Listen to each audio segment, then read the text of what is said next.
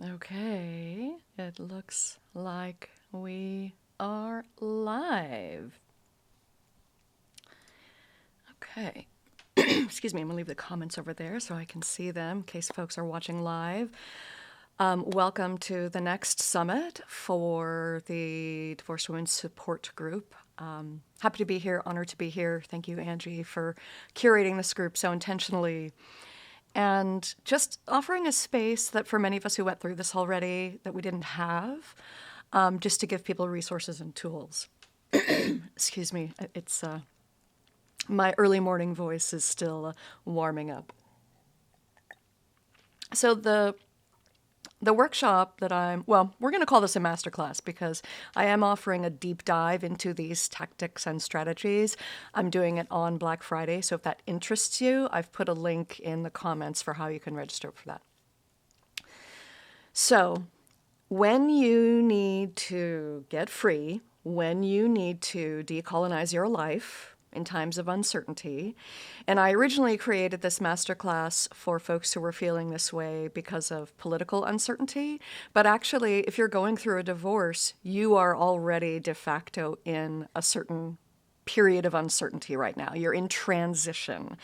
Now, there's good news and bad news about transitions. Transitions can be very unnerving and it can make you feel very unsteady and it can feel very wobbly and you can have a lot of uncertainty. But transitions are also some of the most potent moments for possibility. Because when you are in transition, that's when there's a lot of motion happening, and that's when you can kind of start making new connections that can replace some of the older connections you had energetically. So, I'm going to try to go through this very quickly because I want you to just really understand the core components that anyone can do, and if you want help with that, I'm here for it. So the first thing you have to do is you have to take a deep, hard look at your financial situation. Now, the good news is if you're in the middle of a divorce, you've probably already started doing that. So all of that pain in the butt stuff you've been doing to try to figure out whose assets are where and where the assets are going, or maybe you don't have any assets, but all of a sudden there's debt having to be divided, and then there's the home and the blah and the blah. So the good news is this is your opportunity to make shifts in how you receive money and how you spend money. And so, in order to decolonize our spending habits, we have to look very carefully at what we are spending our money on. And for me, what I did when I first went through this process, well, I've gone through this process, I would say 2 times in my life have I gone through really just radical transitions. One of them was when I got divorced in 2020, and the other, oh my goodness, in 2000. Wow, I had a bit of a time warp shift there. We're shamans, we work outside of time, and time influences each other in these very interesting ways. So I got divorced in 2000, and then in 2020, when I had sort of a crisis that was induced by the pandemic, I reinvented my life again to get well, to get whole, to get healed. So in the year 2000, what I did for me, and this doesn't work for everybody, but for me, what I did is on the same day, on my birthday, in the year 2000, I filed for bankruptcy and divorce. And for me, what that did, both mentally and financially, is it gave me a totally clean slate. And I just was like starting from scratch. Now, here's the thing. If you have assets at all, like if you have a house that you live in that's worth more than whatever is the standard limitation, which in some states it's grotesquely low. Like I think here in Pennsylvania, the limitation for your value on your house is like $60,000. I don't know a single house in the United States of America that's worth only $60,000. So be very careful before you file for bankruptcy that you know what the status is about your assets, if you have any. If you have no assets, it's a really beautiful way to just cleanse. And it doesn't screw you over like it used to years ago. So I filed in 2000 and I was still able to buy a home later on. And my partner walked away from his upside down mortgage in 2008 and still was able to buy a home with me in 2016. So all of these scare tactics they try to give you about or morality tactics about how filing for bankruptcy is a moral failure. It's not. It's a business decision. It's a business decision about your life to let go of bad debt and not throw good money after it.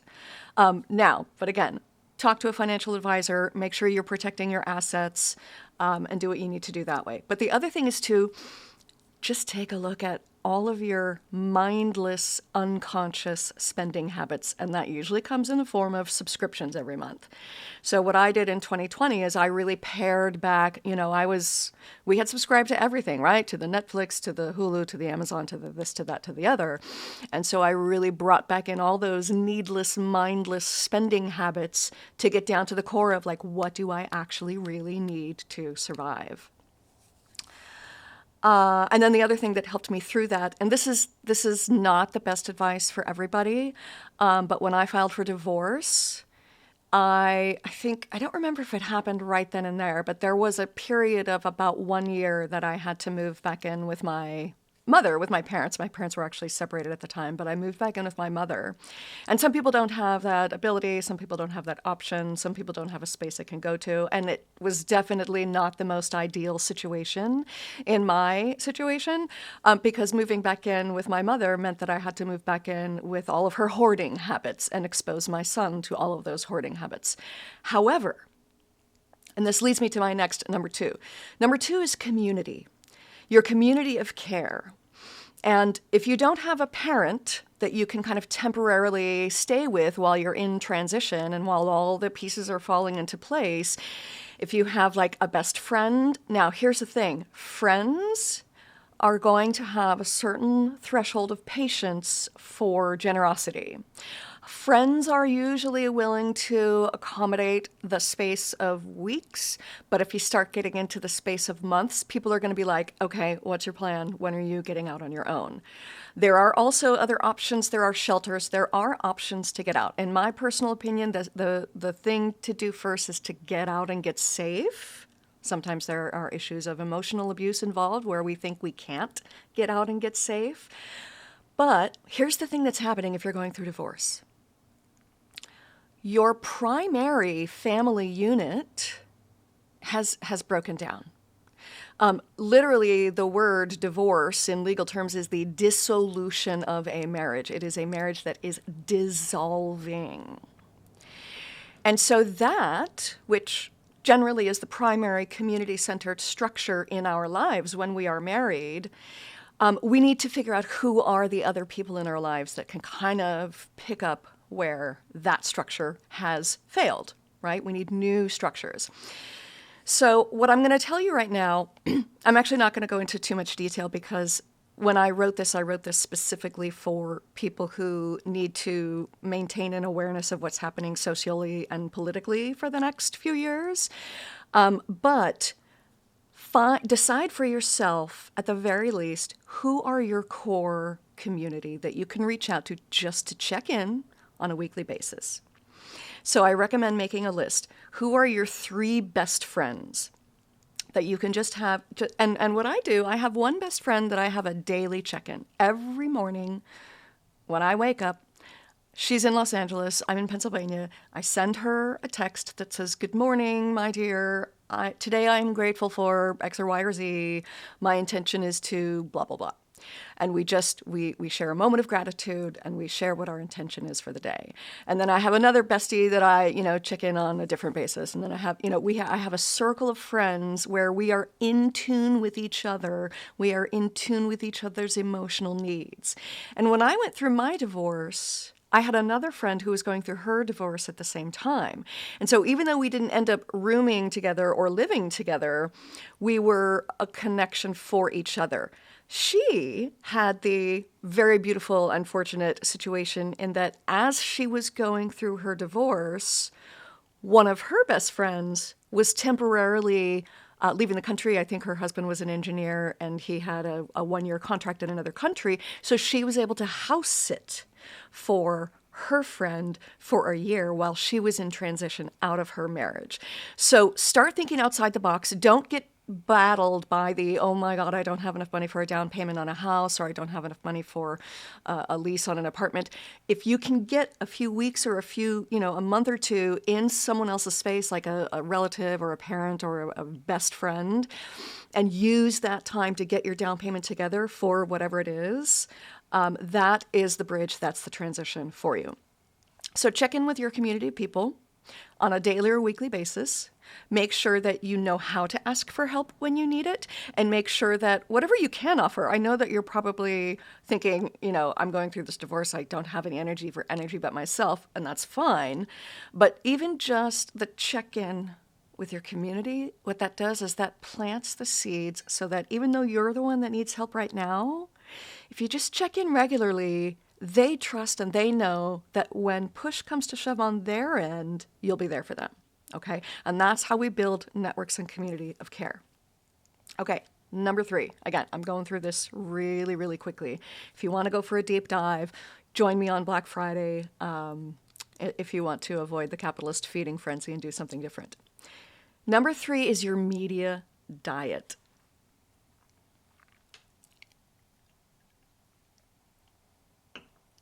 I used to teach women in film at the college level, and one of my students wrote to me, I think it was about 6 months after the class had already ended, and this former student wrote to me. And she was like, "You've ruined movies for me. I can't not see all of these harmful stereotypes and how they just keep getting perpetuated over and over and over and over in the media we consume." So while I don't want to, tarnish your enjoyment of movies, that's not my intention.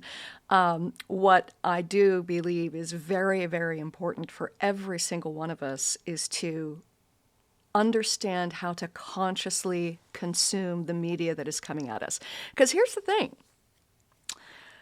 They've been saying for, I don't know, at least 10 or 20 years, at least 10 years, probably more like 20. But they've been saying that this is no longer the industrial economy or even the technology economy. This is the information economy. Information is the most valuable commodity right now. And what's currently happening is the business model is that your information is the most valuable thing. And what that also means is your attention, your eyes are the most valuable commodity right now. Don't give away your attention for free. Don't give away your attention to things that are going to perpetuate beliefs about women that are not empowering for you. Originally, when I wrote this, I wrote it because we also need to give ourselves a media diet of news and social media. In both of those instances, give yourself whatever is your limit.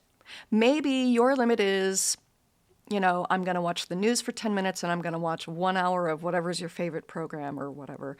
And that's it per day. And you're not going to spend more than that. And you're not going to get sucked into any of the energy sucks that come at us that want us to be afraid and want us to feel less than. Now, for some people, it's actually really helpful to go on a media fast. So take X number of days, 7 days, 10 days, a month, whatever, and only check in on the ones that are absolutely essential for your life. Your text messages, your emails, your phone calls, and whatever is your, no, I have to check that because that's how I connect to my people. Whatever that is, and then just shut down everything else and go on a media fast and see what that does for your mental, emotional, and spiritual well-being. Because what that is also doing for you is it is grounding you in nature. Well, you have to go out in nature a few times as well, but it is grounding you in something outside of this sort of frenetic energy that a lot of our media sources would like us to buy into. So that's the third part, is your media diet. Now, the fourth part is where it gets really juicy. The fourth part is where I take people on a really deep dive, and that is re-examining your belief system. That is where you have to decolonize your mind. I keep going back to that En Vogue song, free your mind and the rest will follow. Free your mind and the rest will follow.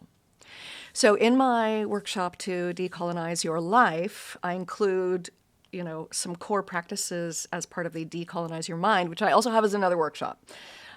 So this practice is this is how I sort of brought myself out of the lowest and darkest part of my life in 2020 after the pandemic.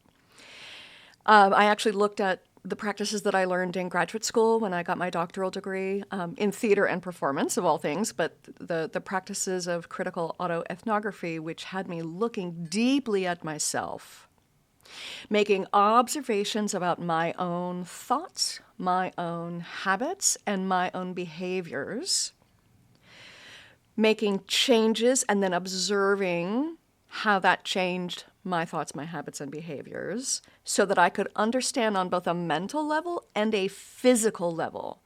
It doesn't matter how many times we learn something in words. Until we know it in our bodies, it hasn't really fully sunk in.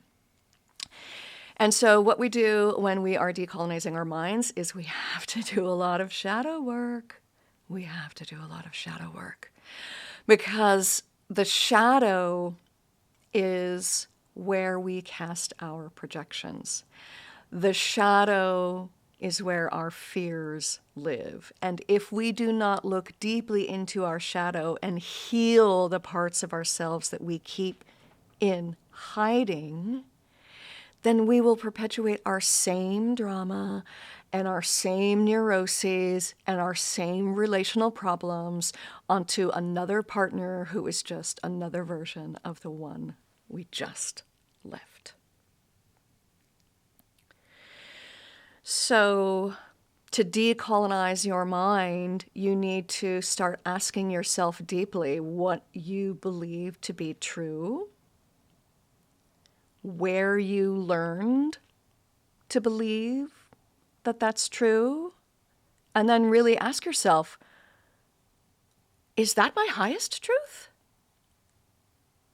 Or is there something deeper and more authentically true to me? So, for example, we have grown up in a patriarchal system, right? And it's not that men are bad, it's that the system that prioritizes the knowledge, well-being, structure, and power of men over all others is a problem, right? And so it comes with its whole set of beliefs that we have inherited from our parents, from our churches, from our educational institutions. And because those three forces have been basically in cahoots with each other for centuries, it makes it really hard to unlearn things that we have learned and inherited from those areas.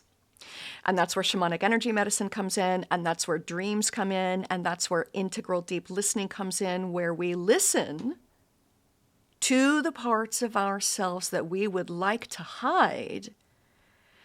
And we ask for wisdom and guidance in moving through our challenges with all perspectives taken into consideration, including that part of ourself that we would like to hide. It doesn't mean we always take that aspect's advice into our action, but we need to at least listen to it and understand that there is a part of ourselves that feels that way.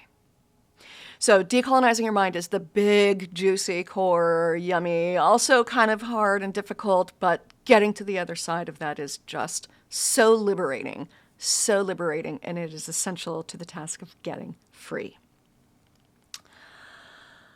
Okay, I've got a few more minutes, and I'm going to very briefly go over the last two elements of what it is to decolonize your life. You're going to need to defend yourself from toxic relationships. That's the real crux of everything.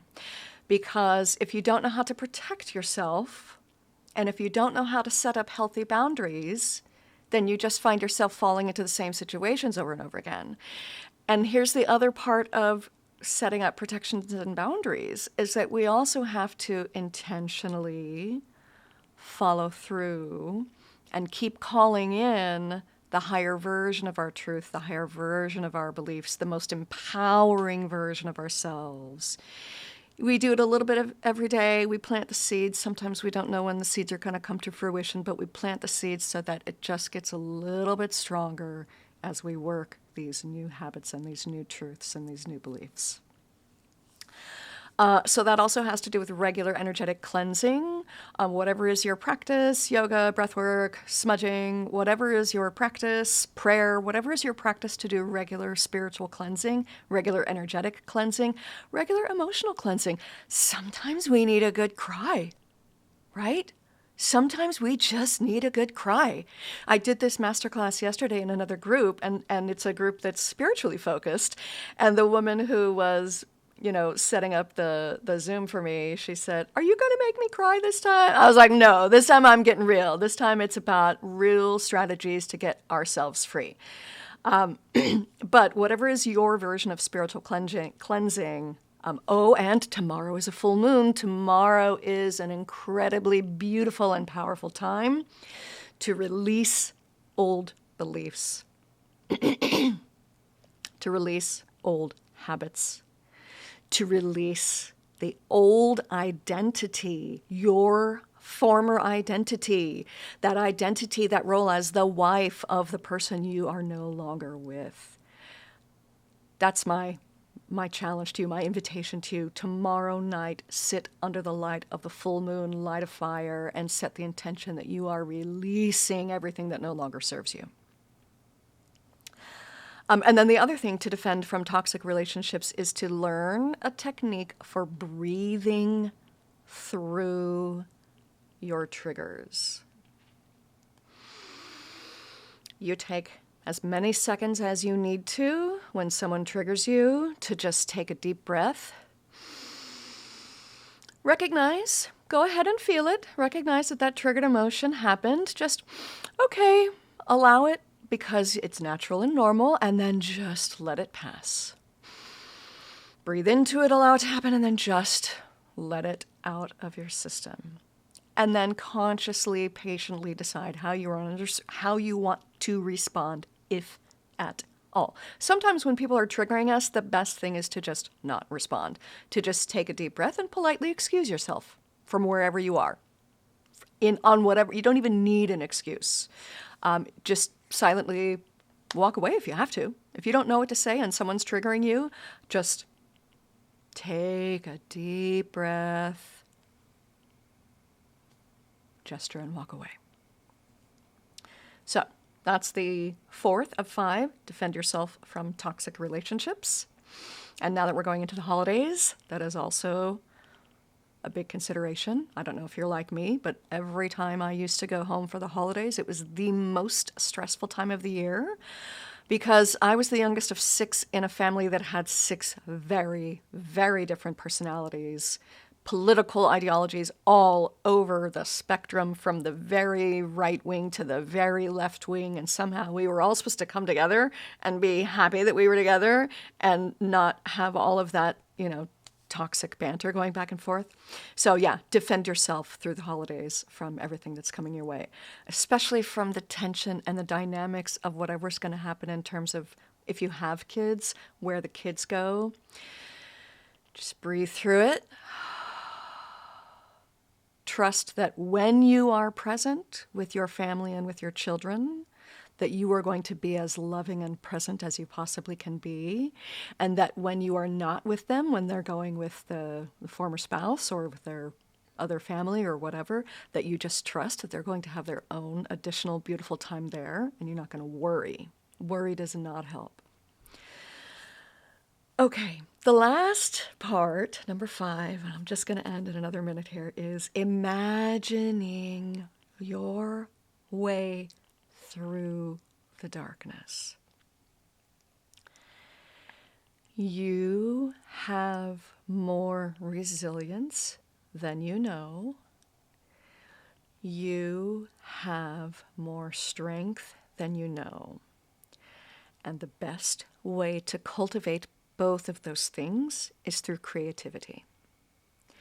When we tap our imagination and when we exercise our creativity, those stimulate the skills that help us with our general problem solving in life, and it helps us to move through whatever we're facing with just a little more joy. Add a little bit of a sense of play to everything. So I'm going to end for you there today. In the description of this summit presentation is the link to register for the 2-hour Decolonize Your Life workshop on Black Friday. I also want to encourage you to go to my YouTube channel. I'm going to be dropping a bunch of meditation tracks on Black Friday so that if you want to tune out the noise and tune in to a higher frequency of love, bliss, joy, serenity, compassion, forgiveness, I'm here for it. I'm here for you. I'm here for us. See you later.